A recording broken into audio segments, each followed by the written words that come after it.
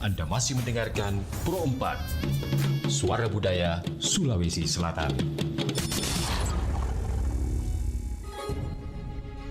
Pemerintah telah mengajukan jamu sebagai warisan budaya tak benda asli Indonesia kepada UNESCO agar mendapatkan pengakuan dunia.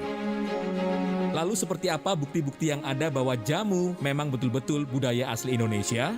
Ternyata jamu sudah ada sejak 1200 tahun yang lalu. Kata jamu berasal dari dua kata yaitu jampi dan usodo yang bermakna obat dan doa.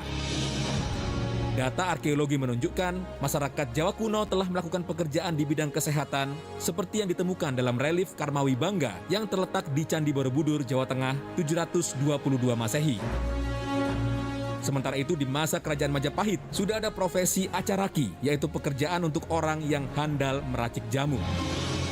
Di era Majapahitlah jamu diperdagangkan dengan cara digendong. Jamu yang digendong tersebut merupakan representasi dari lambang Kerajaan Majapahit, yakni Surya Majapahit. Terdapat 8 jenis jamu gendong, di antaranya kunyit asam, beras kencur, cabai puyang, kunci suruh, kudu laos, uyup-uyup, dan sinong.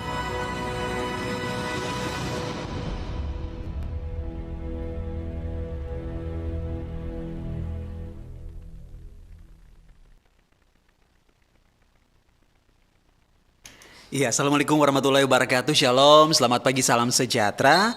Om Santi, Om, Namo Buddhaya, salam kebajikan. Sahabat budaya, kita bersyukur karena kita diberikan lagi waktu, kesempatan yang begitu indah mengawali minggu yang baru di awal pekan 26 Mei 2025 ya.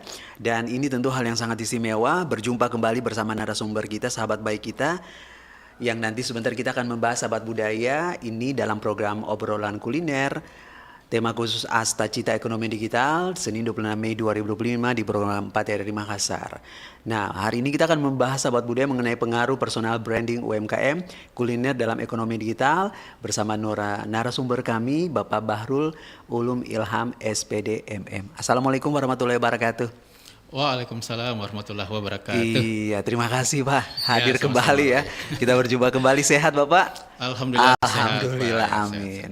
Iya, sahabat budaya, kalau kita berbicara mengenai kuliner, personal branding itu kan menjadi satu paket begitu. Iya. Bapak mohon izin saya harus panggil Pak Bahrul aja, ya. Pak Bahrul, Ya, oke. Bahrul. Nah, Pak Bahrul secara sederhana, sebenarnya apa yang dimaksud dengan personal branding, terutama dalam konteks UMKM kuliner, Pak? Oh iya, yang pertama brand dulu ya. Oke. Jadi ada brand, Oh, oke. ada branding. Oh, beda, Pak? Iya. Ada personal branding. Oke, mari silakan tabe. Iya. Apalagi kita hidup, kalau saya bilang dunia ini ya, dunia konten Pak. Iya. Era konten ya. Iya. Jadi kalau brand itu kan kalau kita lihat di kamus itu lebih ke bagaimana berkaitan dengan merek ya, slogan, bagaimana tanda ya untuk membedakan sesuatu itu dengan yang lain atau yang menjadi ciri khas ya, menjadi sesuatu yang unik pada sesuatu itu untuk kemudian dipasarkan. Nah, tapi kalau bicara branding sebenarnya cakupannya lebih luas. Dia tidak hanya bicara logo, slogan, merek ya, tapi bagaimana upaya kita itu supaya produk kita itu bisa kemudian tertanam di pikiran pelanggan kita ya. Misalnya ketika sebut produk kuliner itu langsung tertanam. Oh ya, kalau produk ini itu langsung muncul di pikiran atau itu kalau bisa sampai ke hatinya pelanggan kita.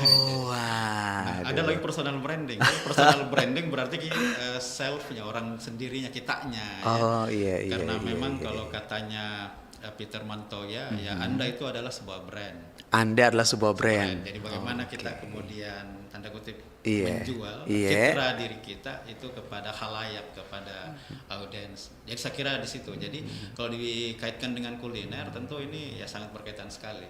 Bagaimana kemudian dari sisi produknya sendiri kita bisa branding ya tentu kalau kuliner ya kuliner seperti apa kita membranding produk kuliner kita. Kemudian tentu berkaitan dengan kitanya, pelaku usahanya.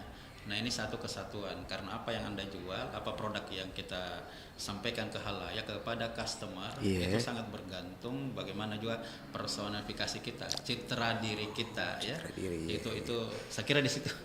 Oke. Nah, Seberapa penting personal branding bagi pelaku UMKM kuliner di era digitalisasi saat ini? Tentu sangat penting sekali, Iya. sangat berkaitan. Jadi ada ini penelitian dari lembaga namanya Relevansa. Relevansa ini sebenarnya agen digital marketing di Amerika. Ternyata 78% 78%. 78% Iya. pelaku usaha mikro kecil itu bisa kemudian meningkat penjualannya dengan memanfaatkan sosial media, dengan melakukan tadi aktivitas branding tadi. Kemudian ada juga dari e-marketer ya, sempat Iya. saya baca datanya itu ada 33% customer itu ketika mencari produk dia akan melihat dulu ini produknya apa, USP-nya. USP itu unique selling proposition-nya, apa sih keunikannya, kelebihannya, manfaatnya, pembedanya, itu mereka cari dulu. Apalagi di era sekarang, di era yang kemudian pasti orang akan mencari dulu kan. Iya. Kita akan searching, akan melihat ada rekomendasi, semua macam-macam. Dan sekarang itu memang bagaimana perjalanan seseorang untuk mendapatkan atau memilih suatu produk itu udah berubah. Kalau yang dulu kan ada yang namanya kita tahu yang AIDA kan, attention-nya, interest-nya, kemudian sampai decision-nya. Kalau sekarang itu ada searching-nya. Jadi pasti men-searching, mencari dulu ya. Oh gitu lihat ya. semua. Iya. Nah kemudian apa saja bentuk-bentuk personal branding yang bisa dilakukan oleh para pelaku usaha kecil ini, Pak? Kalau personal branding sebenarnya itu kata kuncinya kalau saya lihatnya di 2W 1H. Oh iya. 2W-nya itu kan yang pertama who, maksudnya siapa Anda. Kita mau memperkenalkan diri kita ini sebagai apa ya. Misalnya kita sebagai pelaku usaha kuliner, tentu yang kita kemudian munculkan itu di khalayak, customer kita itu seperti apa, jadi siapa Anda. Misalnya kita mau mengangkat, kita kemudian pelaku kuliner dengan produk kuliner yang kita mau tonjolkan itu misalnya halalan toyibannya, kemudian higienisnya, kemudian mungkin ada unsur tradisionalnya. Nah itu bagaimana kita munculkan itu. Tentu kita sebagai pelakunya juga memunculkan itu, dan itu nanti akan dikemas dalam beragam konten, beragam visualisasi dan seterusnya. Kemudian adalah what-nya. Jadi tadi who-nya siapanya, what-nya, apanya. Maksudnya apa yang menjadi keunikannya, apa yang menjadi pembeda kita, apa yang menjadi kelebihannya. Kalau di produk dan saya kira termasuk di personal ada yang namanya USP. USP itu uniquely selling proposition. Pernyataan atau statement yang menyatakan beda Anda sama yang lain. Jadi apa sih bedanya saya sama yang lain? Apa sih keunikannya? Apa sih kelebihannya? Apa sih pembedanya? Jadi itu. Baru kemudian itu how-nya. How-nya jadi 2W 1H lah kalau bicara personal branding. Jadi how-nya ini berkaitan dengan seperti apa kita kemudian memvisualisasikan yang kita tadi sebut itu citra diri itu. Citra diri, oke. Nah, bagaimana kondisi UMKM kuliner di Sulawesi Selatan saat ini, Pak Bahrul? Apakah memang sudah banyak ini, maksudnya pelaku-pelaku kita itu menggunakan platform digital?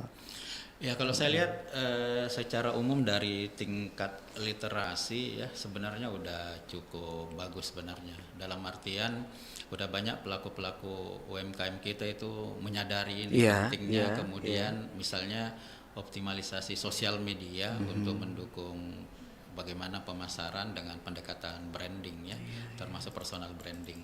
Jadi kalau kita lihat pelaku-pelaku usaha, saya lihat terutama seperti di Makassar itu udah menggunakan beragam platform, beragam platform untuk kemudian jualan ya. Dan saya kira itu awalnya dari COVID kemarin, pandemi.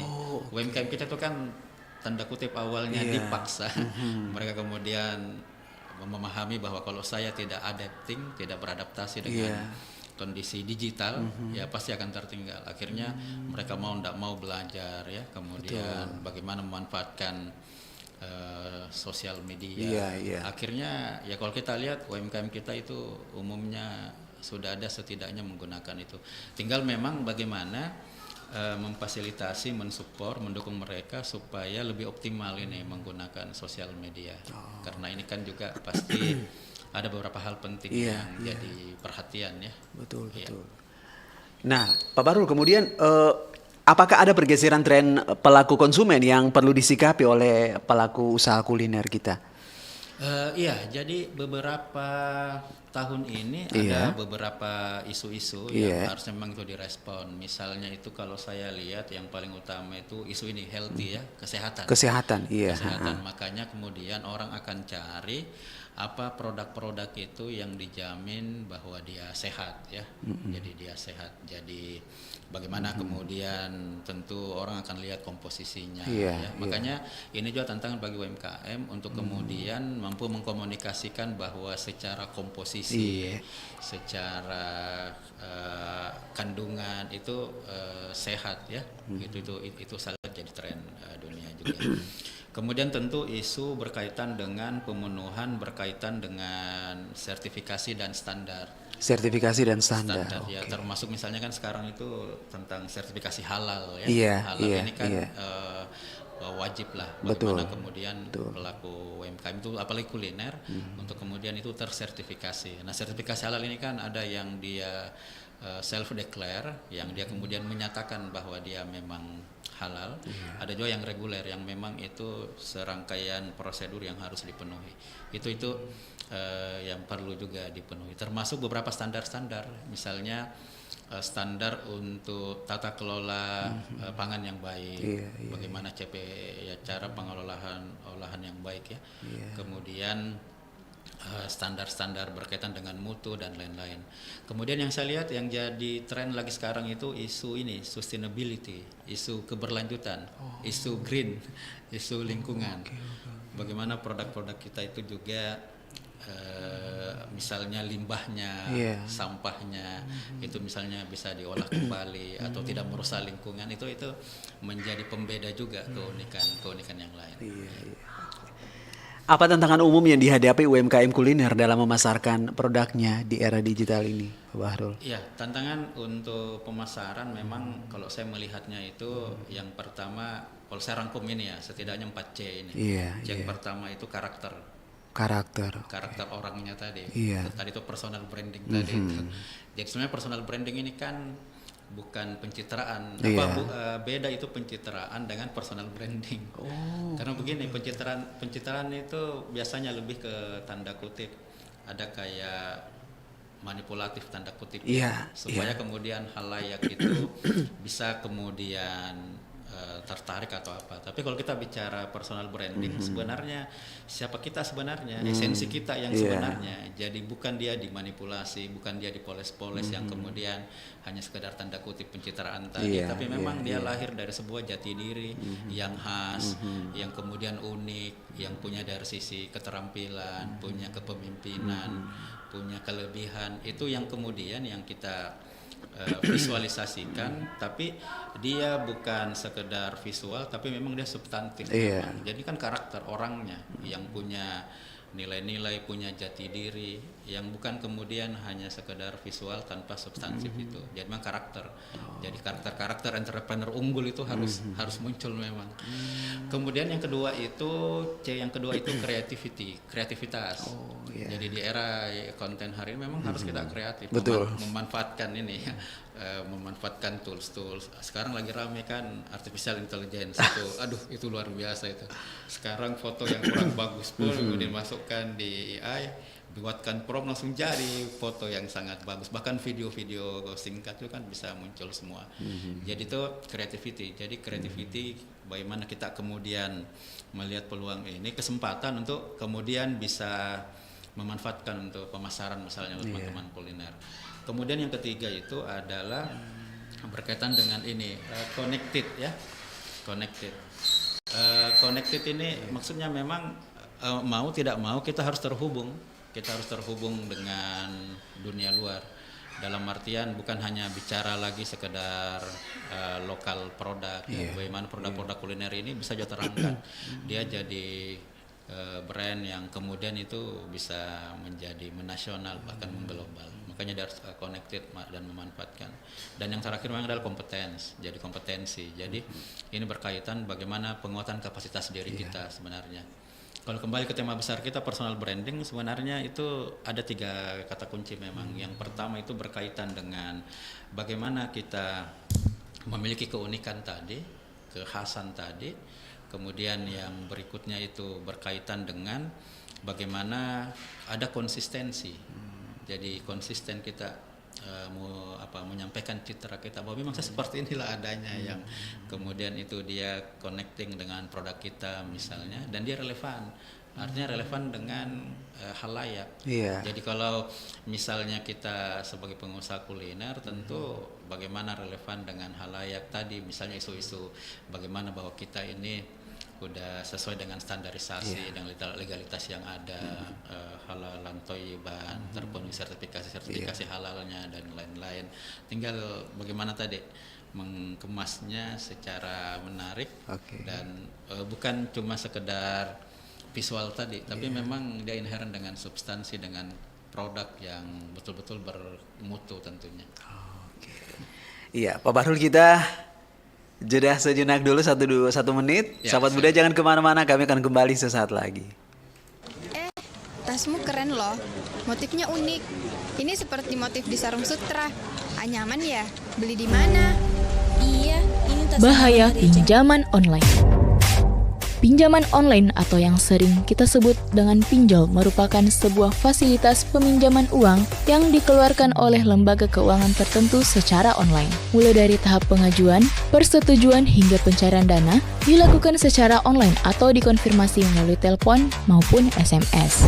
Sistem pinjol ini tidak menggunakan jaminan yang sulit. Untuk melakukan pinjaman, pemohon terlebih dahulu mengajukan pinjaman pada aplikasi dengan mengisi data diri, nomor telepon, jumlah pinjaman, dan nomor rekening bank pribadi.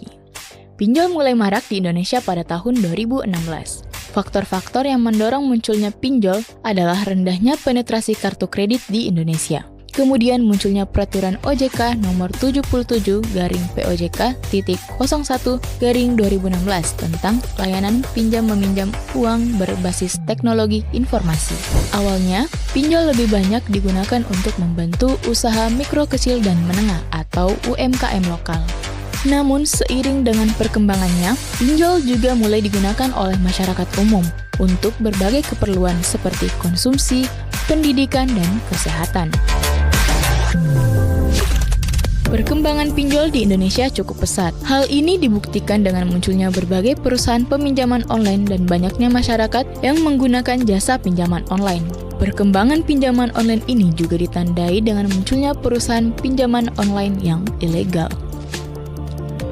Terdapat beberapa kerugian pinjaman online di perusahaan ilegal.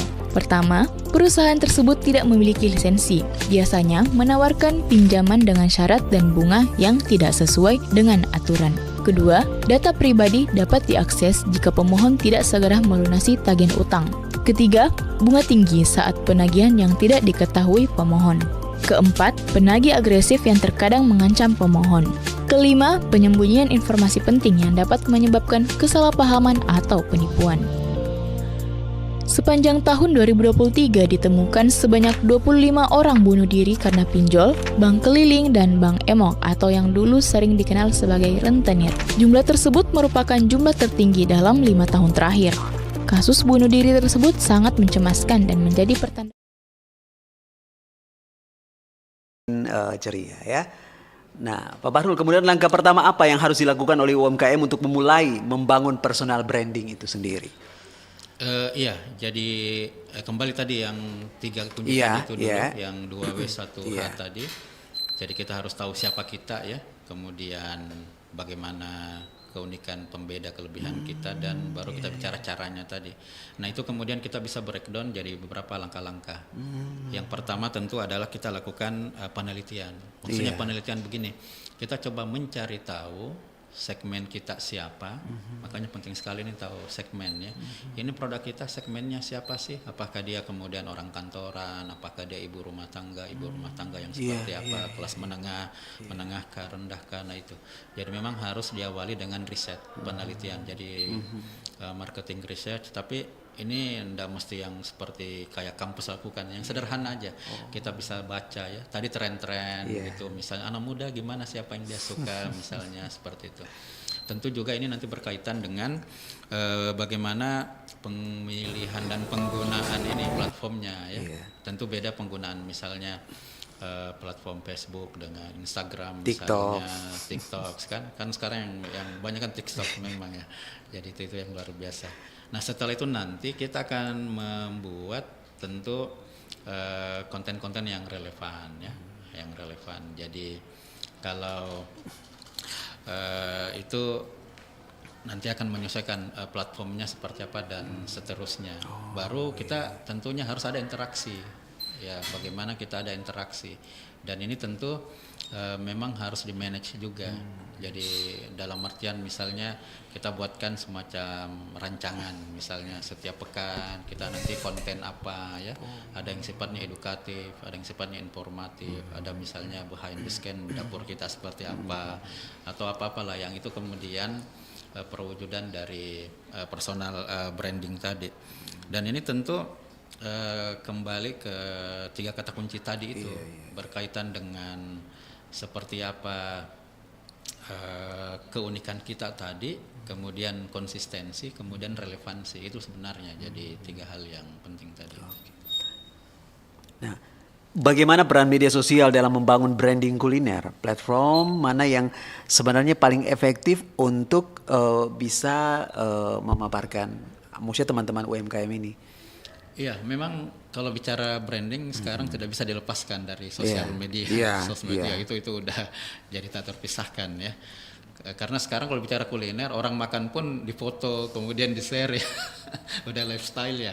Udah lifestyle. Jadi memang pasti akan berkaitan. Makanya kemudian ini yang saya bilang tadi, melihat nanti itu memanfaatkan platform yang mana. Tentu ada banyak platform tentunya. Kalau yang sekarang lagi ramai kan TikTok ya, POV-nya ada banyak macam-macam.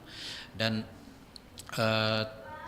kalau terakhir saya baca pernyataannya yang punya Facebook ini, Meta, si Mark kan dia bilang sekarang itu memang udah bergeser ini bukan lagi sekedar sosial media itu, ternyata dia bukan hanya jadi semacam pertemanan yang menghubungkan sesama teman, tapi algoritmanya itu membaca tadi konten-konten yang ada.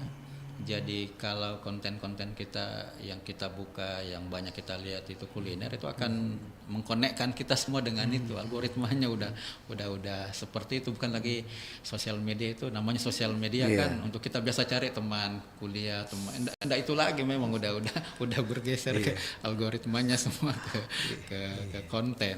Jadi memang kita harus lihat. Kalau anak-anak sekarang kan pasti akan lihatnya di TikTok ya, Instagram. Tentu kalaupun ada misalnya yang buat website, ya mungkin satu sisi memang masih tetap efektif untuk memperlihatkan bahwa kita masih eksis ya. Dan sebenarnya itu ada banyak yang bisa kita mulai. Intinya memang ini yang perlu dikuasai juga UMKM kita ya. Bagaimana buat postingan-postingan, buat hashtag, buat caption, itu memang ada semua ilmunya juga. Jadi memang ini yang perlu diperkuat. Tapi yang penting saya kira kalau bicara tadi personal branding atau citra diri dan termasuk produknya, kita jangan terjebak tadi ke visualisasi tapi lupa ke substansi produknya itu, core produk kita apa dan apa jadi keunikan yang kita bisa jamin bahwa produk ini memang punya nilai, punya values ya. Saya ingat itu ini ada perkataan buku sebenarnya yang menarik itu yang siapa lagi yang dia kemudian bilang bahwa artinya relevan lah dengan kondisi sekarang ya, yang dunia yang penuh konten ini, yang Erving Goffman namanya. Erving Goffman itu sebenarnya bukunya itu 1950-an. Dia bilang begini, dunia hari ini memang dia istilahkan ini dramaturgi. Jadi dunia sekarang itu, padahal itu 50-an dia bilang, dunia sekarang itu seperti ini katanya, pementasan teater. Jadi ada panggung depan, front stage-nya, ada panggung belakang, backstage-nya. Dan orang ini kan bagaimana front stage-nya ini, yang aktor-aktornya ini. Aktornya ini kan kita kan individu, ada individu di situ. Kemudian panggungnya itu kan interaksi sosial. Nah dalam sekarang itu sosial media sebenarnya. Kemudian interaksinya itulah yang menjadi pementasannya, seni pertunjukannya itu, jadi backstage-nya. Jadi memang seperti itu dunia hari ini. Jadi ada panggung depan, ada panggung belakang. Yang kemudian saya kira harus kita perlu, jangan sampai hanya panggung depannya kita kemudian dipoles demikian rupa visualnya apanya, tapi substansi jati diri yang tadi menjadi keunikan pembeda kita yang sejatinya harusnya itu kita kemudian tidak jaga ya. Karena ini saya kira satu kesatuan. Makanya saya bilang tadi personal branding itu beda dengan pencitraan. Personal branding itu memang kualitas diri kita. Bagaimana kita kenali diri kita, menyadari diri kita yang kemudian kita kemas, dan itu orang memang yang memahami kita bahwa memang sudah seperti itu, jati dirinya seperti itu, produknya pun juga seperti itu. Jadi ini saya kira yang pemahaman dasar yang perlu tadi. Dan saya kira relevan tadi yang kata si Peter Montoya ya, karena Anda adalah brand yang memang di era sekarang kita butuh tadi mengemas ya, butuh juga skillnya mengemasnya dan menjualnya tanda kutip. Tapi itu kan saya kira akan inherent dengan karakter kita, pribadi kita. Makanya personal branding, kemudian bagaimana membuat produk kuliner yang menarik, memanfaatkan sosial media, ini satu kesatuan yang memang tidak bisa dipisahkan. Nah, bagaimana menyesuaikan gaya branding dengan segmen pasar CSB dan juga C? Oh iya, jadi memang memetakan pasar ini sangat penting. Segmen itu kan kita memilah-milah, mengelompokkan, membagi-bagi target pasar kita. Tentu beda kalau kita misalnya nyasar anak SMA sekarang ya, misalnya pasti akan sangat beda ketika kita menyasar misalnya yang orang bilang ini kolonial dengan milenial, misalnya Gen Z, generasi Alpha, memang itu udah sangat beda. Nah itu yang kemudian betul-betul kita bisa buat ada istilahnya itu namanya buyer personanya atau user persona atau buyer persona. Itu bagaimana kita menggambarkan detail target pasar kita itu sampai ada gambaran visualnya secara imajiner sebenarnya, tapi kita udah tahu, oh pelanggan saya ini si Ahmad, dia anak mahasiswa yang gaya hidupnya seperti ini, dia kalau nongkrong bagaimana, dia sukanya itu lihat pakai platform apa, kita udah petakan betul. Jadi nanti ketika kita kemudian membuat konten atau bagaimana membangun branding, udah menyesuaikan tadi. Jadi memang segmenting ini penting sekali memang. Jadi itu tidak bisa lagi, karena saya pernah ketemu beberapa UKM masih pakai itu, ditanya apa sih yang jadi target pasarnya, segmennya, masih ada keluar itu semua kalangan Pak, siapa yang mau beli. Jadi memang mereka tidak paham tentang seperti apa itu segmen ya, dan apa pentingnya segmentasi. Memang itu kadang yang masih banyak pelaku-pelaku UMKM yang belum memahami itu.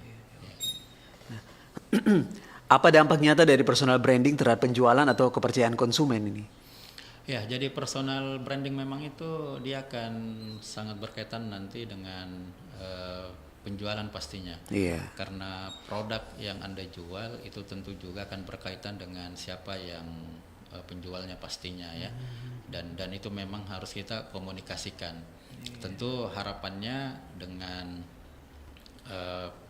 personal branding termasuk dengan produk yang kita tadi betul-betul terpenuhi tadi standarnya, kualitasnya dan mutunya dan lain-lain itu pasti akan membekas di benak konsumen. Tujuan akhirnya kan brand awareness. Brand awareness itu ada sebuah kesadaran memang dari pembeli untuk kemudian membeli produk kita. Kalau tingkatan-tingkatan biasanya itu kan paling awal ada namanya calon pembeli. Jadi dia mencari-cari dulu info, ini sama beli produk apa sih yang kemudian yang sesuai dengan kebutuhan keinginan saya. Setelah dia ketemu, dia searching, dia dapat, akhirnya dia menjadi pembeli. Dia akan membeli. Ketika dia kemudian puas, ekspektasinya itu kemudian terpenuhi bahkan di atas ekspektasinya, pasti dia akan membeli kembali. Makanya dia kemudian menjadi pelanggan ya. Jadi dari pembeli tadi jadi pelanggan. Karena dia kemudian terpuaskan tadi. Makanya dia akan berkembang, berlanjut terus membeli menjadi pelanggan setia. Jadi pelanggan setia. Dan kalau memang produk kita ini, personal branding kita ini sangat baik di halayak, di customer, itu malah mereka tidak hanya akan sekedar jadi pelanggan setia, bahkan bisa jadi pembela.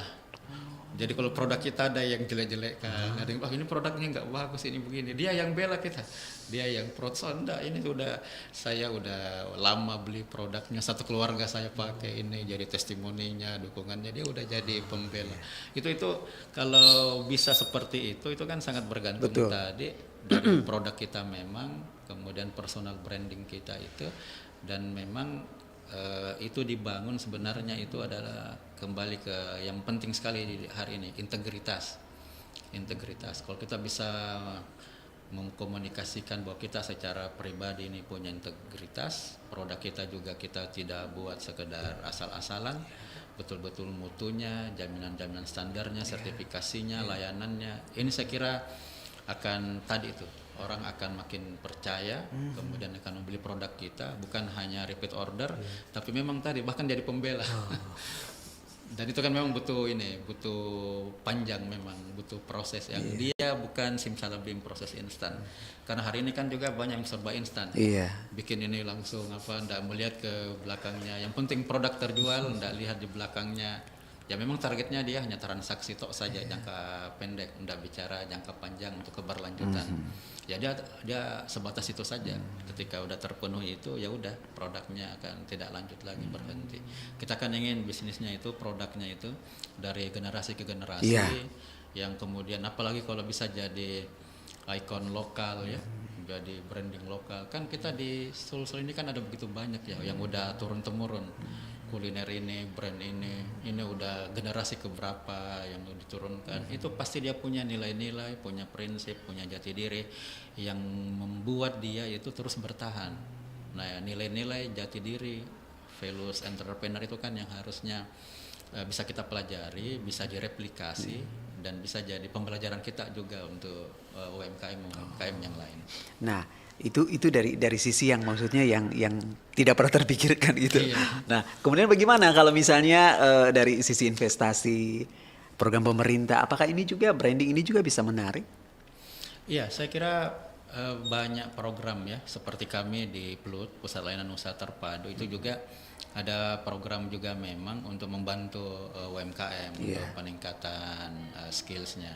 Cuma memang kami melihat begini, yang utama memang ketika bicara pemanfaatan atau optimalisasi teknologi ya, atau digital misalnya, itu yang paling awal yang kita perlu bangun itu digital mindset-nya.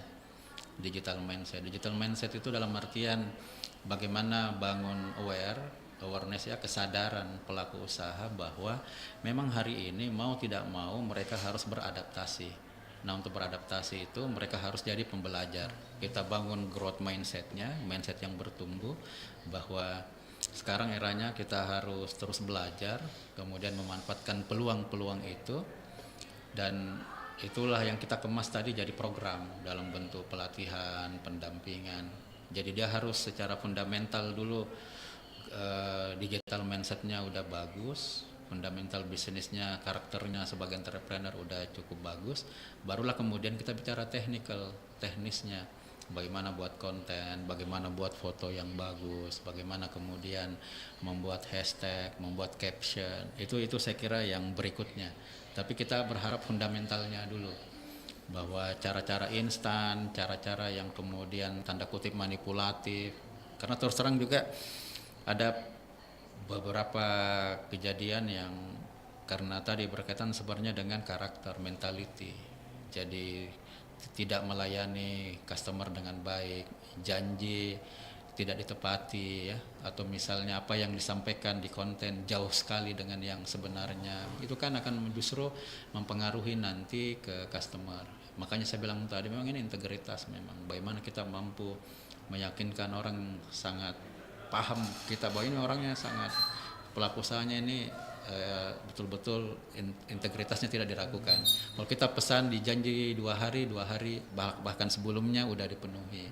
Dia bilang produknya seperti ini, ukurannya, kemasannya, packagingnya betul seperti itu. Tidak ada pengurangan misalnya. Ini kan nilai-nilai values, karakteristik yang harusnya itu kan inherent ya di seorang entrepreneur. Kemudian bagaimana konsultan PLUT ini membantu UMKM kuliner dalam membangun branding mereka? Ya, jadi seperti tadi itu memang kita ada beberapa kegiatan ya. Ada sifatnya itu peningkatan kapasitas. Kapasitas itu dalam pelatihan-pelatihan reguler kita biasa. Kami juga sebenarnya bekerja sama biasanya dengan beberapa e-commerce ya, platform untuk saling mensupport lah. Tapi kita juga ada yang namanya sesi coaching misalnya ya, atau mentoring. Itu lagi-lagi ini penting sekali yang mindset tadi itu yang kita perlu sampaikan ke UMKM kita, ke dampingan kita. Jadi pentingnya tadi proses untuk menyiapkan diri ya, menemukan kenali diri, melihat peluang, kemudian bagaimana memanfaatkan peluang tadi, dan kata kuncinya itu take action. Karena sekarang itu sudah ada semua. Bicara sosmed, kalau ada yang bicara mahal misalnya itu kan udah ada semua sebenarnya. Kalau kita mau belajar itu aduh luar biasa sekarang. Tapi kata kuncinya, dan ini saya kira kata kunci entrepreneurs adalah melihat peluang, take action. Jadi karena sudah ada semua, tinggal kita. Nah, yang ini yang kita perlu selalu ini berikan ke pelaku-pelaku UMKM kita. Iya. Oke, sahabat budaya, Pak kita jeda 1 menit dulu ya, sahabat budaya jangan kemana-mana, Richard akan kembali sesaat lagi.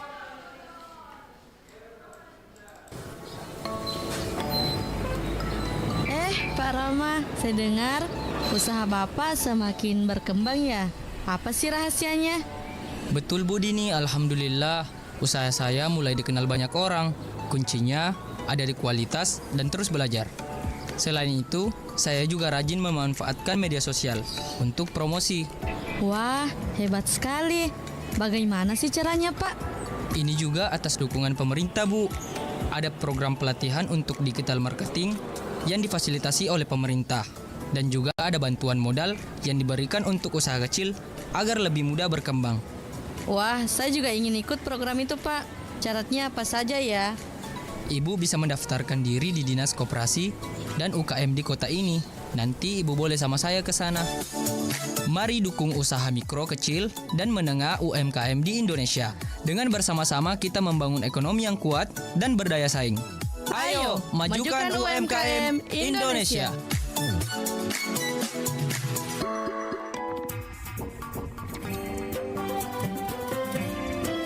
Nusantara Siang masih bersama Anda. Iya, Pak Bahrun kita di sesi terakhir. Iya. Waduh, ini cepat sekali waktu berlalu ya. Iya. Sahabat budaya. Nah, kemudian bagaimana prospek usaha kuliner ke depannya jika dikaitkan dengan perkembangan digital ekonomi yang sangat luar biasa ini? Iya, kalau kuliner itu bisnis yang tidak pernah mati saya kira ya. Tidak pernah mati. Karena dia basic need kita, pasti bicara kebutuhan makan, minum kan untuk akses pasti ini. Tinggal bagaimana kemudian kita memanfaatkan semua peluang yang ada. Kemudian bagaimana kita menyiapkan produk kita dan kita kemudian bisa tentu mengemas dan menjualnya dengan tidak melupakan jati diri kita tadi. Jadi personal branding, bagaimana kita menemukan kenali diri, tahu apa keunikan kita, kemudian kita konsisten untuk kemudian memasarkan dan relevan dengan ke kondisi sekarang dan ke depannya. Dan ini akan tentunya akan membuka peluang tentunya. Dan hari ini hanya yang punya jejak digital yang bagus, yang mampu mengemas, mengkomunikasikan dengan baik, saya kira akan sukses. Dan ini saya kira menjadi tantangan ya. Makanya kemudian kolaborasi, saling support semua pihak ini menjadi kunci juga ya. UMKM kita ini sebagai tulang punggung ekonomi memang harus disupport. Yang terakhir saya kira ini yang saya mau sampaikan yang terakhir, bicara tentang personal branding. Saya teringat itu, dan ini saya kira jadi teladan kita ya, bagaimana sosok Nabi Muhammad itu, beliau punya personal branding, namanya Al-Amin. Al-Amin, bayangkan ada personal branding seorang Nabi itu waktu beliau belum jadi Rasul, tapi seluruh penduduk Mekah, Jazirah Arab mengenal seorang pemuda yang luar biasa, namanya Muhammad, sehingga orang beri dia gelar Al-Amin, orang yang terpercaya. Karena gelar Al-Aminnya itulah sehingga semua orang itu mau bermitra sama sosok pemuda Muhammad tadi. karena udah personal brandingnya itu udah terbangun betul citra dirinya, bahwa kalau kita bermitra berbisnis dengan pemuda bernama Muhammad itu pasti akan tidak ada kecurangan, akan jujur dan seterusnya. Karena tadi personal branding. Jadi penting sekali personal branding, bukan pencitraan.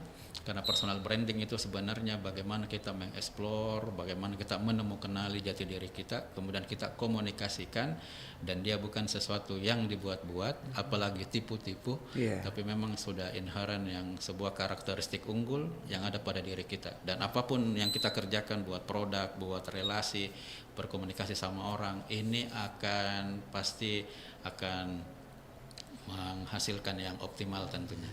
Saya kira itu, Pak. Nah, kemudian apa sarannya ini, Pak Bahrul, untuk masyarakat yang ingin memulai usaha kuliner tapi mereka masih ragu-ragu nih? Ya, usaha kuliner sebenarnya itu bisa dimulai hal yang sederhana di rumah. Kalau kita udah punya hobi masak, bisa kemudian buat kue, buat keripik, itu udah bisa sebenarnya. Jadi jangan langsung mau berpikir yang besar. Karena saya banyak juga ketemu teman-teman pelaku usaha skala rumahan sebenarnya. Jadi bisa buat jagung marning, kemudian dipasarkan dari tetangga, kemudian udah berkembang, udah mulai kemas yang menarik, itu udah berkembang. Jadi ya take action dulu, kuncinya take action. Jadi identifikasi apa yang menjadi potensi kita, baru kita kemudian bisa mulai. Saya biasa itu kasih ini formula namanya MIRA. MIRA itu yang pertama itu motivation. Motivasinya apakah sebenarnya?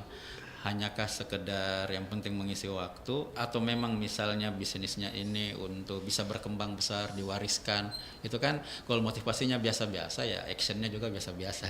Itu motivasi. Yang kedua itu ideanya, ide bisnisnya yang seperti apa. Ide bisnisnya tuh harus konkret, siapa segmen pasarnya, apa kemudian target pasarnya, kemudian bagaimana cara jualnya, keunikannya apa, itu harus sudah ada. Baru kemudian itu berikutnya itu ketika mau mulai, R-nya itu resources. Silakan kita lihat resources apa yang kita punya. Resources ini bisa yang tangible, yang dia kemudian kelihatan, kita punya peralatan, kita punya kemudian tempat, yang apapun itu yang bisa untuk memulai. Kemudian ada yang intangible. Intangible ini kan relasi, kita punya teman, kita punya kawan, itu kan semua resources yang bisa kita manfaatkan. Program-program pemerintah kita bisa manfaatkan. Barulah yang terakhir itu adalah manajemen berkaitan dengan ability-nya. Ability ini kemampuannya dikaitkan dua hal. Manajemen ini apakah berkaitan dengan hard skill-nya dan soft skill-nya. Jadi sebenarnya itu saja yang penting. Apakah ada program-program pendampingan atau pelatihan atau fasilitas dari Bluth atau pemerintah yang mungkin bisa dimanfaatkan? Ya, kami selalu terbuka ya. Jadi silahkan nanti kalau ada pendengar yang ingin terlibat atau mengikuti program di Bluth, kami ada di Jalan Metro Tanjung Bunga, di tepatnya itu di Kompleks Celebes Convention Center.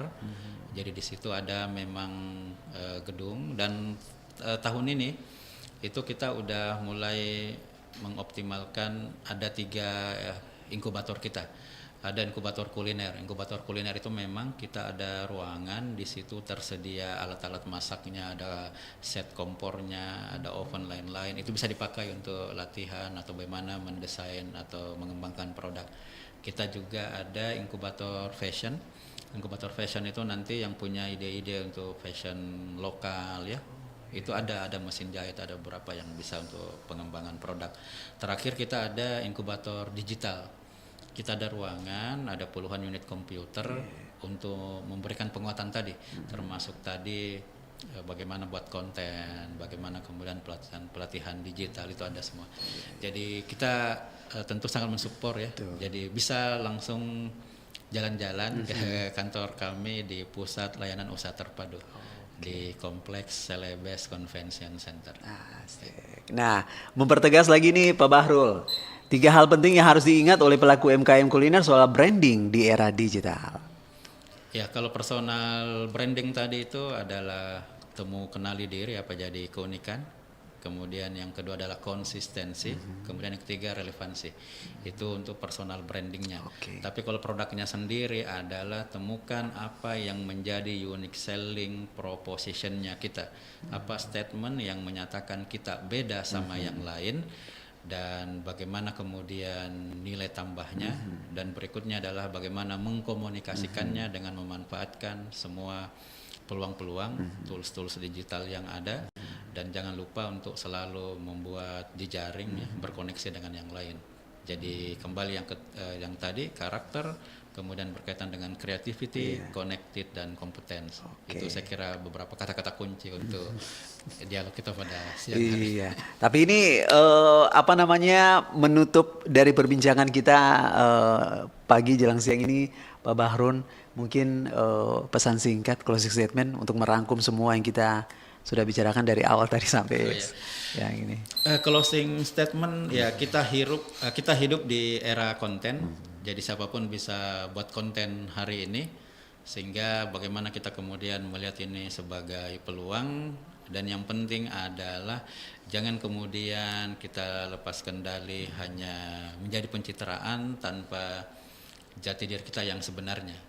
Karena memang hari ini dunianya seperti itu, tapi yang penting adalah memperkuat kapasitas diri kita, membangun diri kita yang punya value, bermanfaat, demikian juga produk-produk kita.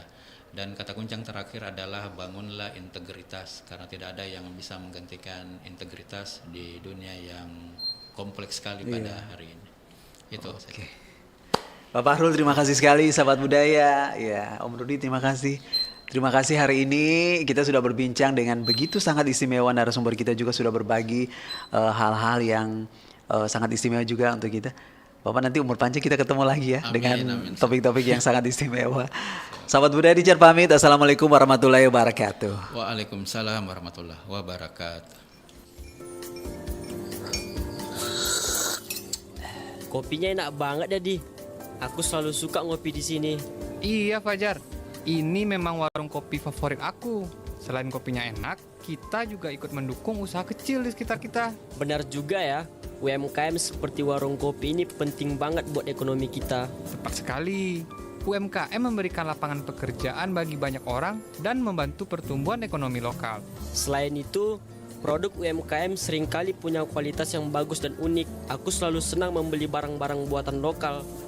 Aku setuju. Dengan mendukung UMKM, kita bukan hanya membantu mereka bertahan, tapi juga mendorong inovasi dan kreativitas lokal. Jadi, mulai sekarang kita harus lebih sering belanja di UMKM ya. Betul. Ayo kita dukung UMKM, dukung ekonomi kita. Dukung UMKM di sekitar Anda. Setiap pembelian Anda berarti bagi mereka. UMKM kuat, ekonomi kuat.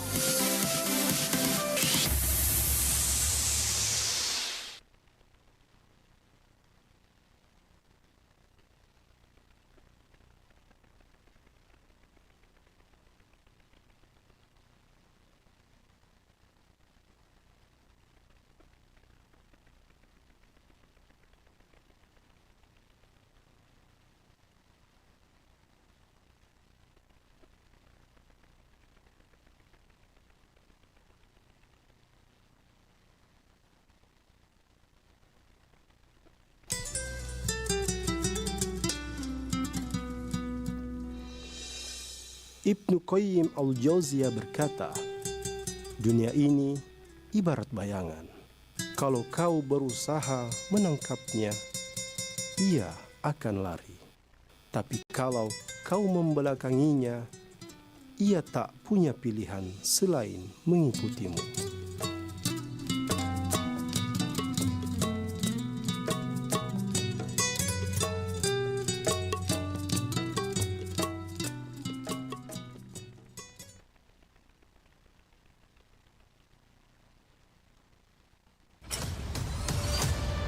Kabaratna Pro 4.